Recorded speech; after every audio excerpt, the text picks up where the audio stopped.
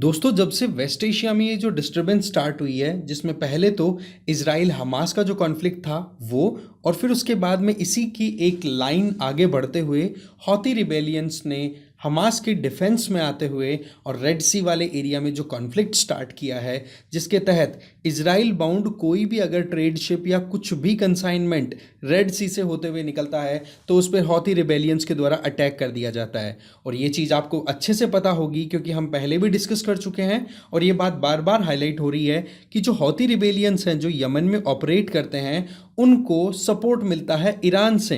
पर एक बड़ी शॉकिंग सी चीज़ हो गई, वो ये कि इस पूरे सिनेरियो में, इस डिस्टर्बिंग सिनेरियो में एक न्यूज़ निकल के आती है कि एक फिशिंग वेसल जिसका नाम है FM ईमान, ये ईरान के फ्लैग के अंडर में कंटिन्यू कर रहा था, फिशिंग करने के लिए निकला और इस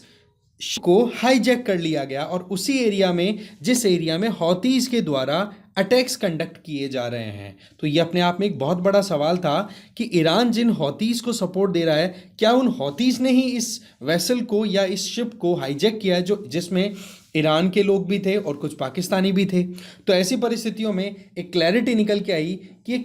एक सोया हुआ, कहते हैं ना कि एक मतलब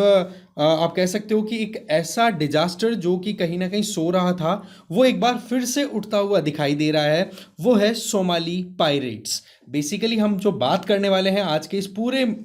इस वीडियो में, यहाँ पर हमारा जो मेन फोकस रहने वाला है वो सोमालिया बेस्ड इन पायरेट्स पर रहने वाला है। ये पायरेट्स बेसिकली, आपने पायरेट्स ऑफ कैरेबियन मूवी देखी होगी, कैप्टन जैक स्पैरो जो उनका लीडर, उसी के तरीके से आप देख सकते हो। इनका जो लोगो है वो भी आप देख सकते हो। Okay, so the point is कि ये लोग बेसिकली सोमालिया से बिलोंग करते हैं जो कि इकोनॉमिकली बहुत ज़्यादा पुअर कंट्री है और यहाँ पर लोग अपनी खुद की गुजर बसर के लिए मजबूर हो जाते हैं और फिर वो लुटेरी, मतलब एक तरीके से आने जाने वाले बड़े बड़े जो शिप्स होते हैं जिनमें कोई भी कंसाइनमेंट होता है वो, या फिर एक तरीके से होस्टेज रखने की कोशिश करते हैं वेसल पर। जो भी क्रू होता है, जो भी लोग उस पर जहाज़ पर जा रहे होते हैं, उनको रोक करके और फिर उनसे फिरौती मांगते हैं, पैसा मांगते हैं, या फिर कुछ और तरीके से अपनी गुजर बसर करने की कोशिश करते हैं। बट अल्टीमेटली ये इलीगल एक्ट होने के नाते इनके ऊपर बहुत सारी नज़रें गड़ा करके रखनी पड़ती है। और इन पायरेट से बचने के लिए हमारी तरफ से जो इंडियन नेवी है वो हमेशा अलर्ट रहती है इंडियन ओशियन रीजन में। पर्टिकुलरली अगर हम बात करें तो जिस रीजन को अभी मैं हाईलाइट कर रहा हूं, जिसमें आपका पर्टिकुलर रीजन आ गया गल्फ ऑफ एडन। ओके, ये गल्फ ऑफ एडन आ गया, फिर यहां पर बाबल मंडेब आ जाता है, फिर उसके बाद रेड सी आ जाता है। Okay, so the point is कि इस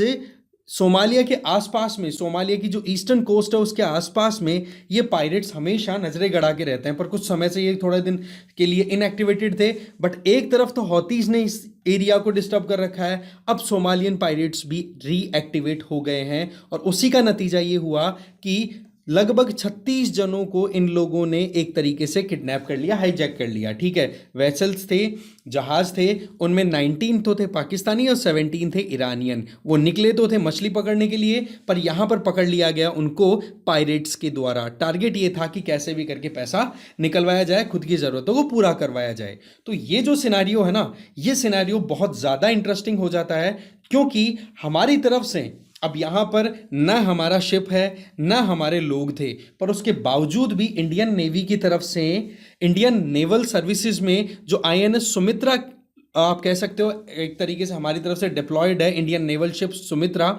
वो एक्शन में आता है और 36 घंटों के अंदर अंदर 2 ऑपरेशंस कंडक्ट करता है। एक तो 28 जनवरी को और एक 29 जनवरी को। और दोनों ऑपरेशंस के तहत आप देखोगे कि शिप को भी फ्री कराया इन सोमाली पायरेट्स को कैप्चर करते हुए, और शिप के साथ साथ में उसमें जो क्रू था, जो भी मेंबर्स थे जो वेसल के साथ निकले हुए थे, उनको भी फ्री कराया। तो ये जो अपने आप में इंडियन नेवी का जो ऑपरेशन रन हुआ, ये अपने आप में बहुत ज़्यादा एक कह सकते हैं कि इंडियन ओशियन में इंडिया की इम्पैक्ट को शो करता है। या फिर एक इंपॉर्टेंट टर्म यहाँ पर आ जाती है कि इंडिया जो है यहाँ पर एक नेट सिक्योरिटी प्रोवाइडर के तौर पर काम करता हुआ दिखाई दे रहा है, क्योंकि यहाँ पर इंडिया का कोई अपना रोल इन्वॉल्व नहीं है, कहीं पर कोई कंसर्न नहीं था, बट उसके बावजूद भी INS INS सुमित्रा को हमने भेजा और हमारी नेवी के अंडर में जो मार्कोस कमांडर्स हैं, ठीक है, जो मैरीटाइम कमांडर्स होते हैं, उनके द्वारा एक्शन लिया जाता है। सोमाली पायरेट्स को कैप्चर किया गया और FV ईमान और अल नाइमी, ये 2 वेसल्स थे, उनको फ्री कराया विद इन 36 आवर्स, जिसमें 17 ईरानियन और 19 पाकिस्तानियों को हमने रेस्क्यू कराया। अब यहां पर मुद्दा जो है वो ये है कि नेट सिक्योरिटी प्रोवाइडर का मतलब क्या होता है, और दूसरा पॉइंट ये कि इस एरिया में चाइना, USA, ऐसे बड़े बड़े कंट्रीज भी तो प्रेजेंट थे, उन्होंने क्यों एक्शन नहीं लिया ये सोमालियन पायरेट्स के द्वारा जो कुछ भी किया जा रहा है उनके ऊपर। तो देखो मुद्दा यहां पर सीधा है कि USA तो देखो ऑलरेडी 2 लड़ाइयों में 2 एरियाज में उलझा हुआ है, एक तो यूक्रेन रशिया कॉन्फ्लिक्ट का चलना और दूसरी तरफ आप देख सकते हो कि इजराइल हमास का जो कॉन्फ्लिक्ट चल रहा है उसमें। तो USA तो यहां पर केवल अपने ट्रेड के ऊपर ज्यादा ध्यान देना चाह रहा है, इस तरीके से फिशिंग वेसल्स को कोई किडनैप कर रहा है, कोई पकड़ रहा है, उस पर ज्यादा ध्यान नहीं देता। तो USA तो उस तरीके से उलझा हुआ है, और दूसरा उनके लोकल डोमेस्टिक जो पॉलिटिक्स चल रही है, इलेक्शन चल रहे हैं, वो अलग चीज। अब आ जाइए चाइना की बात करें तो देखो चाइना तो वैसे भी नजरें गड़ा के बैठा है कि जिस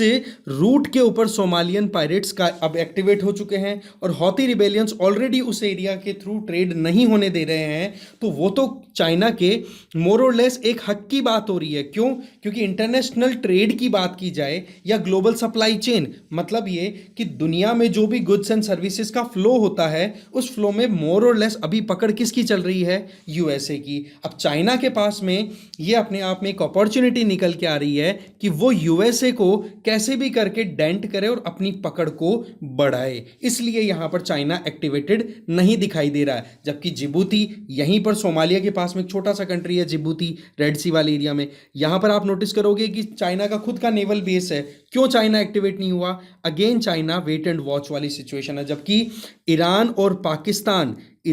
पाकिस्तान दोनों के दोनों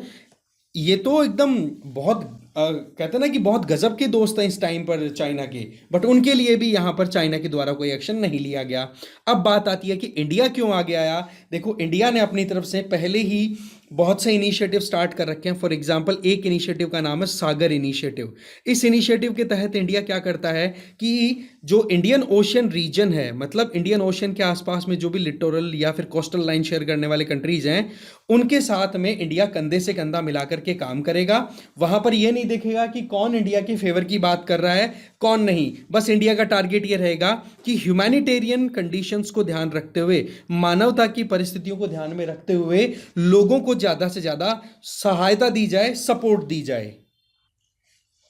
और फिर इसी बात को कंटिन्यू करते हुए हमारे जो रक्षा मंत्री जी हैं, राजनाथ सिंह जी, डिफेंस मिनिस्टर, उनके द्वारा 2022 में एक प्रोग्राम भी ऑर्गेनाइज होता है, एक एक्सरसाइज कंडक्ट होती है, समन्वय 2012। इसमें ह्यूमैनिटेरियन और डिजास्टर रिलीफ से रिलेटेड एक्सरसाइज थी, क्योंकि आपको पता है कि हम इंडियन ओशियन में इंडिया एक बहुत, अगर एग्जिस्टिंग पावर्स की बात करें ना, तो इंडियन ओशियन में सबसे बड़ी पावर के तौर पे इंडिया को देखा जाता है। ठीक है, वो बात अलग है कि यहाँ पर चाइना भी अपना रोल प्ले करता है, यूरोप के भी बहुत सारे इस्टेब्लिशमेंट हैं, फॉर एग्जांपल रियूनियन आइलैंड है, ठीक है, वहाँ पर देखा जाए तो फ्रांस अपनी पोजीशन को स्टे करके रखना चाह रहा है। इसके अलावा देखा जाए तो यहाँ पर डियागो गार्शिया वाला एरिया है, वहाँ पर अपनी पकड़ है, UK US बना के चल रहे हैं, तो वो अलग अलग बात है। बट एक्चुअल में यहाँ पर प्रेजेंस की बात करें तो इंडिया एक अपने आप में बहुत इंपॉर्टेंट स्टेक होल्डर है, और इंडिया के लिए कहा जाता है कि इंडिया यहाँ पर एक बेनाइन सुपर पावर है। बेनाइन का मतलब जो दूसरों के लिए नुकसान ना पहुंचाए, इस तरीके की सुपर पावर है। तो इस बात में जब इंडिया अपनी तरफ से एक्टिवली पार्टिसिपेट करता है ना, तब इंडिया एक नेट सिक्योरिटी प्रोवाइडर के तौर पे दिखाई देता है। ये जो नेट सिक्योरिटी प्रोवाइडर का जो कॉन्सेप्ट है इंडिया के लिए, ये USA के डिफेंस सेक्रेटरी रॉबर्ट गेट्स ने ये बात कही थी 2009 में, जब Shangrila dialogue, that mean Singapore में ये जो डायलॉग ऑर्गेनाइज होता है डेमोक्रेटिक कंट्रीज के बीच में बातचीत के लिए, international peace and prosperity progress के लिए, तो उस समय उन्होंने ये बात कही थी कि इंडिया जो है इंडियन ओशियन में नेट सिक्योरिटी प्रोवाइडर के तौर पे दिखाई दे रहा है। और 2015 में इंडियन नेवी ने अपनी तरफ से इस कमिटमेंट को भी एक्सेप्ट किया कि चाहे कुछ भी हो, किसी भी देश के साथ हमारे कैसे भी रिश्ते हों इंडियन ओशन रीजन में, हम हमारी तरफ से पूरी कोशिश करेंगे कि ह्यूमैनिटेरियन असिस्टेंस हमारी तरफ से दी जाए। और उसी का नतीजा है कि ये जो आईएनएस सुमित्रा ने जो ऑपरेशन रन कराए हैं, जिसके चलते चाहे पाकिस्तान हो चाहे ईरान हो, हमने उनके जो भी आप कह सकते हो मछुआरे थे या जो भी आप वहाँ पर फिशरमैन आए थे या वेसल्स थे, जहाज थे, उनको हमने फ्री कराया। देखो, नेट सिक्योरिटी प्रोवाइडर की कुछ डायमेंशंस होती हैं, उनको हम थोड़ा समझें तो आपको थोड़ी और समझ में आएगी चीज़ की एक्चुअल में है क्या। देखो, नेट सिक्योरिटी प्रोवाइडर का मतलब आप जिस एरिया में आप हो उस एरिया में जितने भी दूसरे कंट्रीज हैं उनकी आप सहायता करोगे, जिससे कि उनकी कैपेसिटी बिल्डिंग हो सके। कल को अगर कोई बाढ़ आए, सूखा पड़े, सुनामी आए, अर्थक्वेक आए, तो वो खुद से अपने आप को मैनेज कर सके। साथ में कई बार हम मिलिट्री डिप्लोमेसी पर भी हम रिलाय करते हैं कि हमारे एरिया में, अगर हमारे एरिया का मतलब हो गया हम इंडियन ओशन रीजन की बात कर रहे हैं, यहां पर अगर कोई मान लो कि अपनी मिलिट्री एक्सटेंशन को बढ़ावा दे रहा है जो कि सिक्योरिटी पॉइंट ऑफ व्यू से एक थ्रेट के तौर में देखा जा रहा है, तो वहां पर मिलिट्री का ऑप्शन आ जाता है। मिलिट्री असिस्टेंस के तौर पे भी हम भेज सकते हैं। फॉर एग्जांपल मालदीव्स में अभी हमने कल परसों डिस्कस किया कि किस तरीके से अभी प्रेसिडेंट मोहम्मद मोइजू ने ये कहा कि इंडिया अपने मिलिट्री पर्सनल्स को यहां से विड्रॉ कर ले,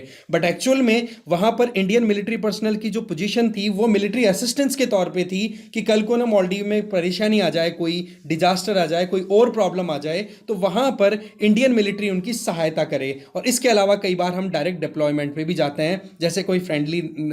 रिलेशन के साथ में हम किसी कंट्री के साथ चल रहे हैं और वहां पर कोई डिजास्टर आ जाए, वहां पर कोई समस्या आ जाए, तो कहने का मतलब ह्यूमैनिटेरियन असिस्टेंस के तौर पे इंडिया बिना दूसरे देश की तरफ देखें कि हाँ जी वो हमें रिटर्न में क्या देगा, हम हमारी तरफ से अच्छा करने की कोशिश करते हैं। और यही कॉन्सेप्ट शो करता है कि इंडिया जो है वो नेट सिक्योरिटी प्रोवाइडर के तौर पे इमर्ज होकर आ रहा है इंडियन ओशन रीजन में। तो इस तरीके से नेवी के जो ऑपरेशंस है ना, ये लगातार न्यूज में है, चाहे फिर वो हौती रिबेलियन के अगेंस्ट में कोई ऑपरेशन कंडक्ट करना हो या फिर इस तरीके से सोमालियन पायरेट्स के अगेंस्ट में जाकर के और हम किसी भी वेसल को फ्री करवाने की बात हो। अब आपके सामने एक छोटा सा क्वेश्चन है, इस क्वेश्चन से रिलेटेड जो आंसर है वो आप प्लीज कमेंट बॉक्स में जरूर दें, क्योंकि ये क्वेश्चन आपको ज्योग्राफी पॉइंट ऑफ व्यू से आपके सामने कहीं पर आ सकता है। ठीक है जी, तो इस वीडियो में इतना ही है। थैंक यू वेरी मच, मिलते हैं फिर नेक्स्ट वीडियो में।